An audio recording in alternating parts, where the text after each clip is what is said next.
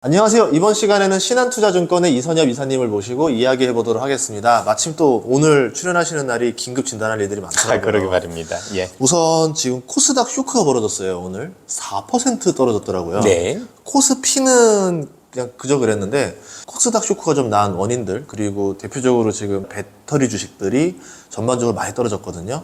어떻게 보시는 좀 궁금합니다. 사실 4%라는 의미가 큰 의미는 없는 게 어쨌든 간에 그동안 시장을 가장 크게 올렸던 게 2차 전지 관련주였고, 그 관련 기업들의 변동성이 컸기 때문에 그 변동성만큼 나왔다라고 생각을 합니다. 아무래도 뭐 전체적인 흐름은 모르겠으나 그래도 어쨌든 큰 그림에서는 좋을 수 있을지 몰라도 단기적으로 너무 조금 이제 빨랐다는 것 때문에 오늘 보니까 일부 개인분들이 차익 실현에 나선 분들도 좀 계신 것 같더라고요.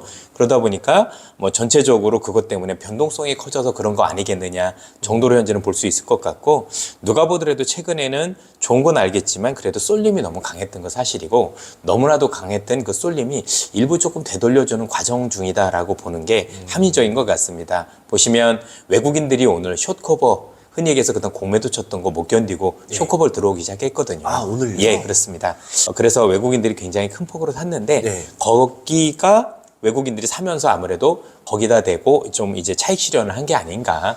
뭐 사람마다 이제 뭐 다를 거지만 뭐 지금 파시는 분들은 손해는 없으실 거잖아요. 이득이 많으실 거니까 뭐 그런 관점에서 조금 변동이 있었다라고 보고 있습니다. 오늘 이 상승과 하락을 냉탕 온탕을 몇 번을 왔다 갔다 하더라고요. 그렇죠. 이런 장면이 흔치는 않은 거죠. 이런 장면이 굉장히 흔치는 않은 거죠. 예. 사실 어떻게 보면 수급적으로 그렇게 썩 좋은 부분들도 아니고, 그리고 극심한 쏠림이 있었다라면 그 쏠림은 어쨌든 간에 한 번은 해소를 해주고 가야 되거든요. 그래야 이 관련 기업들도 나중에 더 좋은 상승을 볼 수가 있습니다. 그런 측면에서 그게 일부 온 게 아닌가라는 생각이 드는데, 조금 안타까운 건 뭐 많이 오른 종목이야 그럴 수도 있는데 그렇지 않은 기업들까지 같이 도매금으로 넘어간 건 다소간에 조금 아쉬움이 아닌가라는 생각이 많이 들고 있고요. 그만큼 이제 투자자 분들께서도 굉장히 시장이 조금 뭔가 불안정해졌다라는 느낌을 많이 받으셨을 거예요. 그래서 그게 일부 제가 볼 땐 보정이 되는 과정 속에 있다라고 보여집니다. 보통 이제 이러고 나면은 이제 사람들이 불안하고, 이제 배터리 주식들은 불안하고, 그렇다고 다른 주식 사자니 딱히 뭐 보이지도 않고, 이제 장세가 그럼 어떻게 흘러갈지 좀 궁금하거든요.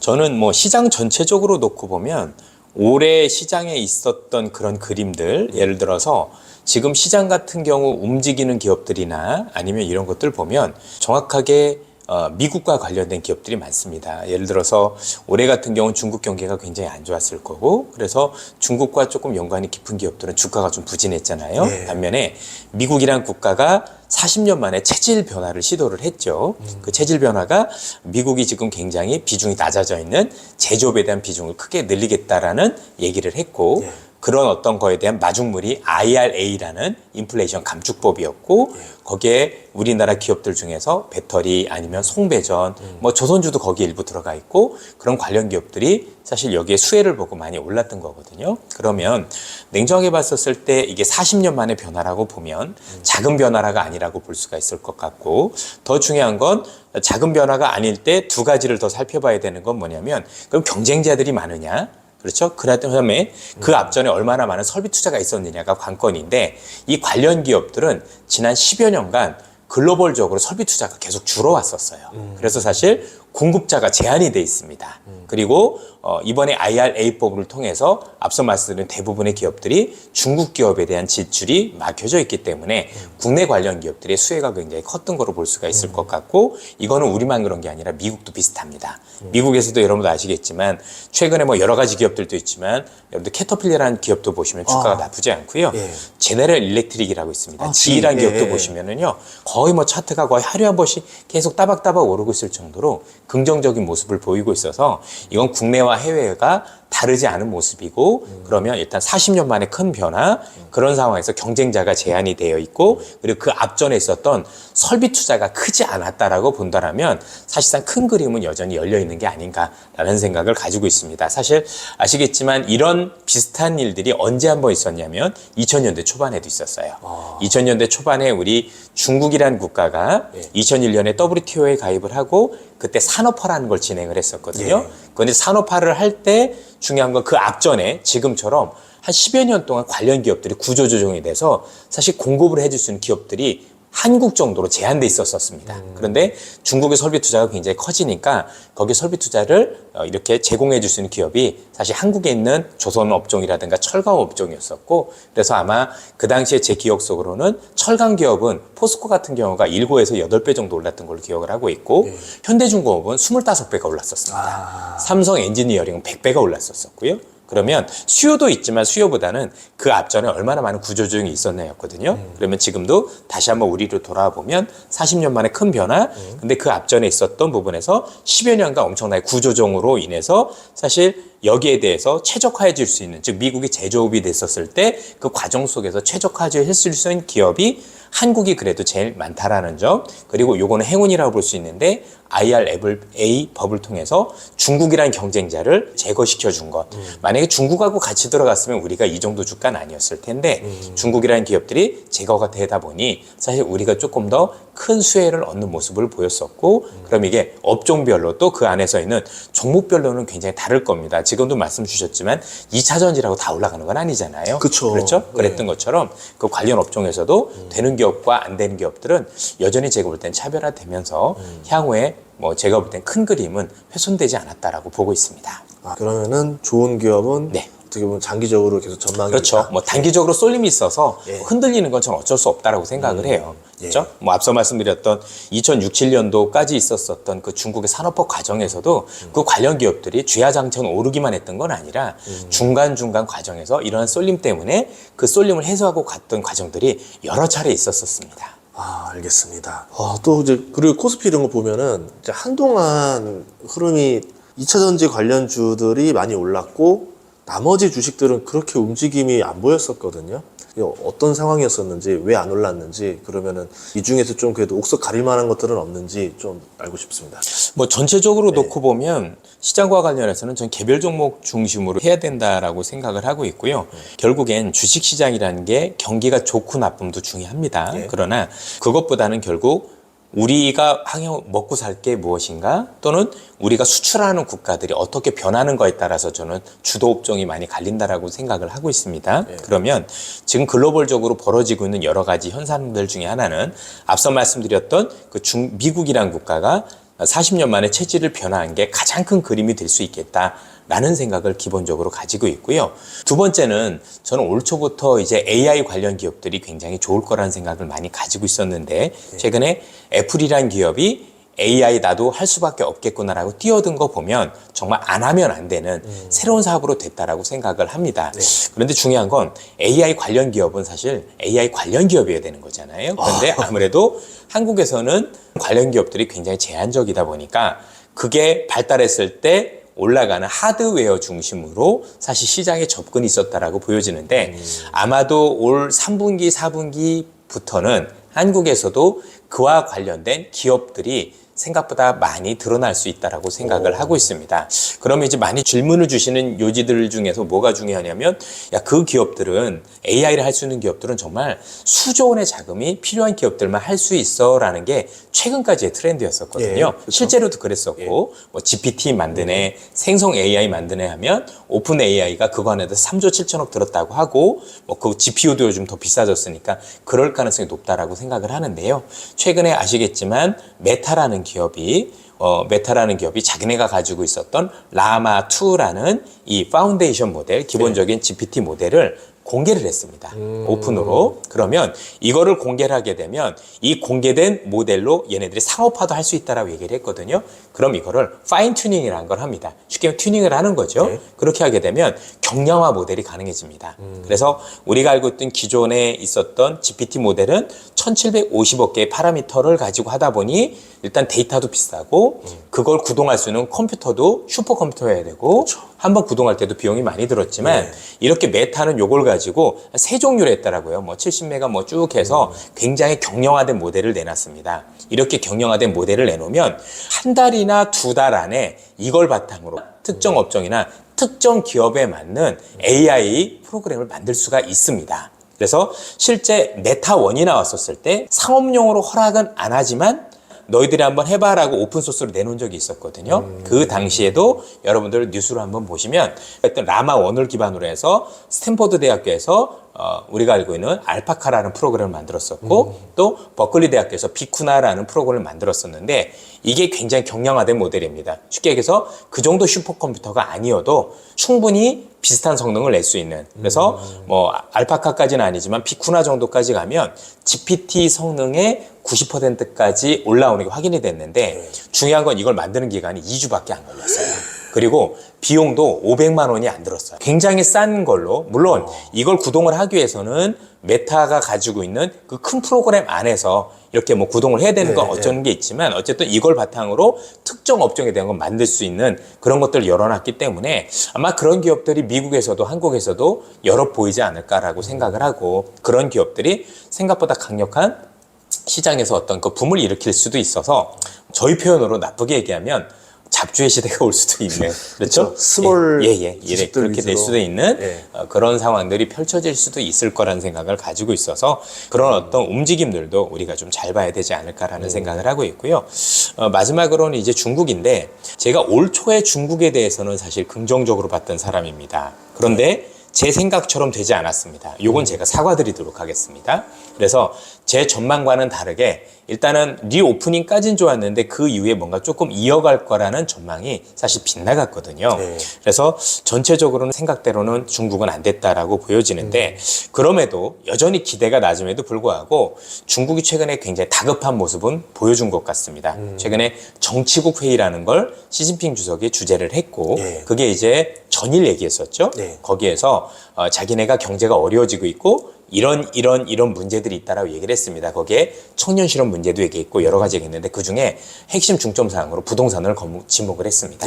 이것 때문에 어려우니 여기에 대해서 뭔가 조치가 나올 수 있는 어떤 얘기들을 하고 있다는 게 굉장히 중요하고, 그래서 아마 신문 기사를 통해서 보셨겠지만 부동산에 대해서 뭐 투기 뭐 이런 문구를 뺐다고 그러죠. 그 얘기 자체가 이제는 경제가 너무 어려워져서 여기에 대해서도 우리 기대만큼은 아닐 수 있겠지만 어쨌든 간에 뭔가 손을 댈 수 있는 그런 환경이 와가고 있다.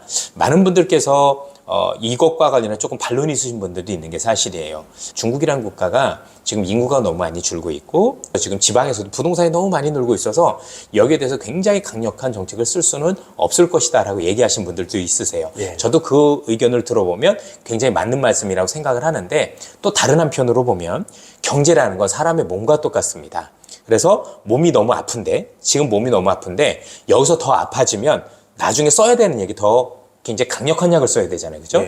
더 많은 약을 써야 되면 그게 더 안 좋은 거니 사실 이 정도 수준에서 막아야 된다라고 보고, 그러면 저는 조만간 그 정책이 나올 거라고 생각을 하는데 그 정책이 나오는 시기는 미국의 긴축이 누가 보더라도 종료가 된다는 시그널과 맞물릴 것 같아요. 지금 중국 같은 경우는 경기 부양책을 쓰고 싶어도 지금은 쓰기가 되게 어려운 환경이라고 저는 알고 있습니다. 경기 부양했는데 갑자기 미국이 더 긴축을 강하게 쪼인다던가 금리 인상을 더 해버리면은 문제가 생기죠. 타격을 받는 거예요. 왜냐하면 실제로 올해 내내 그런 일이 있었던 게 상식적으로 보면 미국이란 나라하고 중국이란 나라를 비교해 보면 중국이 더 신흥국 쪽에 속하니 이건 상식적으로 봐도 중국의 금리가 더 높아야 되는 게 정상이잖아요. 그런데 지금 미국과 중국의 금리가 역전이 됐거든요. 그러다 보니 올 초 내내 중국에서 유출된 자금이 채권 시장에서 160조 원이 넘습니다. 쉽게 얘기해서 미중 간의 금리 차 때문에 벌어진 건데 여기서 만약에 미국의 긴축이 지속되는데 부동산을 살려면 아무래도 금리를 좀 건드릴 수밖에 없을 거고요. 이 정책을 쓰게 되면 돈이 더 나가겠죠. 그러면 그러면 일단 부양책을 쓰고도 부양 효과가 떨어집니다.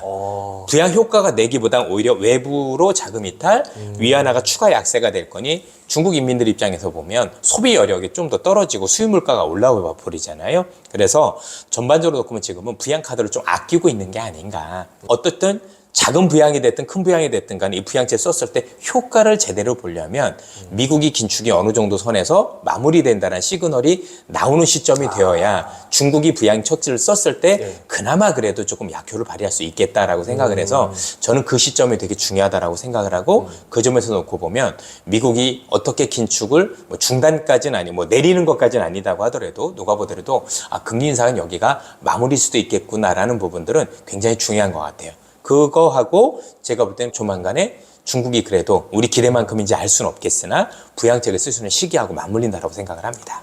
그러면 이제 FOMC가 이제 있는데 네. 여기서 이제 파월의 발언이 굉장히 많은 영향을 끼치겠네요. 예를 네. 들어 7월 달은 금리 인상 할 거라고 지금 다들 보고 있는데 만약에 여기서 9월에도 올리겠다라는 시그널을 주면은 중국도 부양책을 그때까지 못 쓰는 거고 여기가 끝이다, 이제 엔드다. 이제 9월 같은 경우 안 할 것 같다라는 분위기가 넘어가면 여름에라도 나올 수 있는 거겠네요. 사실 찍고 있는 시점이 좀 불리하죠. 바로 이제 나올 시점이 됐는데 이제 물론 결과를 봐야 되겠습니다만 연준 입장에서는 종료하겠습니다 시그널을 주진 않겠죠. 예, 그거보다는 지표 보고 하겠어라고 얘기를 하지 않을까 싶고요. 또 지표. 예, 예.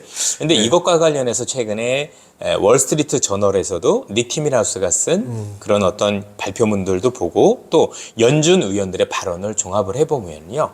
결국 초점이 확실한 것 같아요. 결국 임금에 달려 있는 것 같아요. 그래서 전체적으로 지금 헤드라인, 흔히 얘기하는 헤드라인 물가는 잡히고 있는 게 확실하지 않습니까? 네. 연준이 지금 걱정하는 건 고용시장이 너무 뜨겁기 때문에 이대로 가면 지금 떨어졌던 물가가 재발할 수 있을 거 아니냐라는 우려를 가지고 있는 것 같습니다. 네. 어쨌든 재발의 위험이 많이 낮아지기 위해서는 지금 있는 임금이 굉장히 올라가지 않는 점들이 필요할 텐데 이게 조만간에는 ECI라고 해서 고용비용지수라는 게 있는데 예. 여기에서도 이제 드러날 건데 그게 7월 28일 날 발표가 됩니다. 그거를 일단은 봐야 될 것 같고요. 또 하나는 8월 초에 나오는 고용지표를 좀 주시할 필요가 있다고 보여지는데 연준에서 가이드라인을 준 게 있어요. 예. 자기네들이 생각하는 임금 상승률이 어느 정도 되면 안심할 수 있느냐에 대한 가이드라인인데 요거는 시간당 임금 상승률 기준으로 전달 대비해서 MOM 기준으로 해선 0.3%고요. 연율 기준으로는 3.5%입니다. 그래서 뭐 향후에 제가 볼 때는 7월 연준도 되게 중요하지만 그래도 시장에서는 어쨌든 지표로 하는 걸 봐야 야 그래도 안 할 수 있겠구나라고 할 텐데 그게 뭐 여러 달을 봐야 되겠지만 일단 가깝게는 ECI 지수라고 불리는 고용비용지수를 먼저 봐야 될 거고 또 조만간에서는 비농업 부분 고용지표에서 노동시장 참가율도 중요하고 비농업공이 몇 명 늘어나도 중요하지만 이거보다는 닉 티밀하우스도 그 얘기를 하거든요. 임금이 되게 중요한데 이 임금과 된 가이드라인은 연준에서는 앞서 말씀드린 전월 대비해서는 0.3%. 그다음에 연율 기준은 3.5%를 제시하기 때문에 그 안에 들어온다라면 그러니까 뭐 0.29 뭐 이런 식으로 들어온다라면 금리 인상이 종료가 되었을 가능성이 높겠구나라고 보셔도 되겠습니다. 왜냐하면 FOMC가 이제 7월에 있고 나면은 8월에는 없고 9월에 있잖아요. 그렇죠. 예. 그러니까 이제 그 사이에 텀이 길기 때문에 지표를 충분히 보고 결정하겠다라 말하는 게 훨씬 더 연준 그럼요. 입장에서도 객관적이겠네요. 달부터는 일반적인 헤드라인 물가 지표는 반등할 수밖에 없잖아요. 일단 예. 유가가 많이 오른 것도 있고 또 이제 전년 동기 대비다 예. 보니까 어떤 기저 효과를 감안하면 일부 반등할 가능성도 있어서 사실 헤드라인 가지고는 제가 볼 땐 결정을 안 할 것 같고 뭐 근원 물가 그리고 그 근원 물가 중에서도 연준이 지금 핵심적으로 제일 많이 보는 게 우리가 알고 있는 임금이거든요. 그럼 이제 많은 분들이 질문을 주시는 게 야 노동시장이 이렇게 뜨거운데 과연 이게 가능하겠느냐는 질문을 주시는 분도 많아요. 사실 연준도 거기에 대해서 고민이 있고 많은 학자분들도 지금 굉장히 고민을 많이 하는데 여기에 대해서 최근에 두 가지 지표가 하나 있었습니다. 하나는 뭐냐면 그동안 일자리에 참여하지 못하셨던 미국의 여성분들의 노동시장 참여가 조금씩 증가하고 있다는 기사가 이번 주에 나오기 시작을 했고요. 이민자들도 조금씩 늘고 있다는 기사들이 뜨고 있습니다. 그래서 노동시장에 참여자들이 많아지면 아무래도 내가 갈 수 있는 일자리가 이제 줄어들 수밖에 없잖아요. 그쵸. 그럼 임금을 덜 올리는 효과도 있고요. 이거보다 더 무서운 얘기가 있더라고요. 뭐냐면 미국에서 요즘 팀 문화 가보셨잖아요. 최근에. 예. 정말 팀 많이 내지 않으셨습니까? 진짜 놀랐어요. 그러니까 그렇죠. 이게 말도 안 되죠. 예전이랑 다른 것 같아요. 15, 20, 25 중에 선택을 하래요. 그렇죠. 예. 그리고 아니 뭐 정말 저도 뭐 미국에 자주 가지만 미국에 가서 예전에 뭐 당연히 식당에서 그런 어떤 서비스를 받으면 팁 주는 게 일반적이었지만 요즘은 뭐 마트에서 그냥 계산만 하는데도 팁을 달라라고 얘기를 할 정도잖아요. 제가 받아와서 제가 예. 갖다 넣었는데도 예, 팁이라는 거예요. 맞습니다. 그래서 그것 때문에 임금이 안 오른다는 얘기가 많아요. 미국 기업들이 임금을 안 올려주고 대신에 당신들 팁 받으세요라고 해서 팁 문화를 정책을 시키면서 기업 입장에서는 내가 내야 될 임금에 대한 부담을 소비자한테 전가를 시키는 거죠. 이러다 보니 지표상으로는 사실상 MOM 기준으로 아까 얘기했던 대로 임금 상승률이 생각보다 낮은 거예요. 기업들 입장에서 놓고 보면 이 비용을 내가 감당하기는 되게 싫고 또 나중에 혹시 경제가 나빠졌을 때 사람을 잘라야 될 필요성도 있을 텐데 그러려고 하다 보니 고육지책으로 쓴 게 이런 문화가 됐다라고 해서 이게 미국에서 신문 기사가 된 거거든요. 사실 우리가 보는 사실 눈속임인데 예. 지표상 임금 상승률은 적결한 것처럼 보인다. 어쨌든 연준은 그래도 그걸 준용을 할 것 같아서 그쵸. 제가 볼 때는 그런 것들이 어느 정도 현실화 된다면 꼭 우리가 봤었을 때 뭐 나쁘게만 볼 필요 없겠구나 이렇게 생각할 수도 있을 것 같습니다. 아, 그럼 이제 8월 또 되면 말 이제 잭슨홀 미팅 있잖아요. 이제 그때마다 또 한 번씩 변곡점이 있었던 것 같은데 맞습니다. 예. 이번엔 좀 어떤 이야기들이 나올 수 있을까요? 아무래도 지금 진행되고 있는 물가 또는 향후의 긴축의 종료를 어떻게 가져갈 것이냐에 대한 얘기들이 좀 많이 나오지 않을까라고 생각을 합니다. 그죠? 예. 그래서 우리가 보더라도 지금 뭐 금리를 당장 내리겠다는 얘기는 못 할 것 같고 미국의 참 그 어려운 되게 좋은 고용시장이죠. 그죠? 네. 지금 사람이 너무나 부족한 이 고용시장을 놓고 보면 누가 보더라도 금리를 쉽게 내리지 못할 것 같아요. 그렇죠? 물론 연말쯤에 미국에서 혹시 상업용 부동산 문제 때문에 네. 일부 보험적 금리 인하라고 하면 추세적인 금리 인하가 아니라 일시적으로 한두 번 정도 내리는 금리 인하 가능성을 완전히 배제할 수는 없지만 그런 점들을 뺀다라고 보면 미국이 뭔가 우리가 이전에 봤던 것처럼 추세적인 금리 인하를 안 할 가능성이 높거든요. 그런데 이것과 관련해서 아마 여러 가지 얘기들이 오가지 않을까. 특히 우리가 좀 눈여겨봐야 될 부분들은 지금 지내고 있는 QT, 그렇죠? 양적 긴축을 시작을 하고 있는데 네. 요것과 관련된 시그널 어떻게 줄 거냐에 대한 얘기도 많이 나올 것 같아요. 아무래도 그걸 통해서 우리가 봤을 때는 긴축이 종료가 되고 또 안에 혹시 금리와 관련된 전환점이 될 수 있구나라고 느낄 수가 있을 것 같아서 뭐 그때는 아무래도 그런 점들이 많이 협의가 되지 않을까 싶습니다.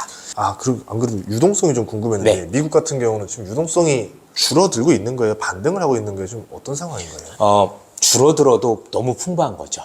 그래도 여전히 풍부한 거죠. 예. 시중에서 갈 수 있는 데는 많지 않고 우리나라도 그렇잖아요. 주시장에 들어온 돈 보면 생각보다 그렇게 조였다고 하더라도 굉장히 풍부한 거죠. 그래서 조였다 늘렸다 이것도 굉장히 중요하지만 자체적으로 유동성 시장이 많은 것도 문제라고 생각을 하고 있습니다.